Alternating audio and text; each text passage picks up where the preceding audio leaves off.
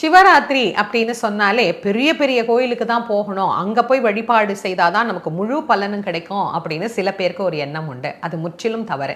ஒரு சின்ன கோயில் பார்க்கறதுக்கு ஆளே கிடையாது, ஒரே ஒரு சிவலிங்கம் மட்டும்தான் இருக்கு, அந்த கோயிலுக்கு போய் வழிபாடு செய்யறதுக்கு கூட ஆள் இல்லைன்ற நிலைமையில ஒரு கோயில் இருந்தாலும் சிவராத்திரி அன்று கண்டிப்பா அந்த கோவிலுக்கு நீங்க போய் வழிபாடு செய்து ஒரு சின்ன அபிஷேகம், என்ன முடியுதோ பால் பழம் என்ன கிடைக்குதோ அதை வச்சு நாம அபிஷேகம் பண்ணி வழிபட்டால் கூட அநேகமான நன்மைகள் நமக்கு கண்டிப்பாக கிடைக்கும். கோவில்ல சின்னது பெருசு அப்படிங்கிற வித்தியாசம் எல்லாம் கிடையாது.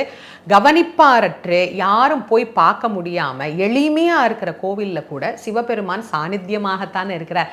சுவாமி ஒண்ணுதான், அவர் எங்கும் நீக்கமர ஒரே போலதான் நிறைந்திருக்கிறார். அதனால நீங்க ஒரு சின்ன கோயிலா இருந்தாலும் அங்க போய் இந்த சிவராத்திரி அன்னைக்கு முழு நேரமும் வழிபாடு செய்து பாருங்க, மனசுக்கு எவ்வளவு நிறைவான மகிழ்ச்சியையும் சந்தோஷத்தையும் இறைவன் கொடுக்கிறார் அப்படின்னு.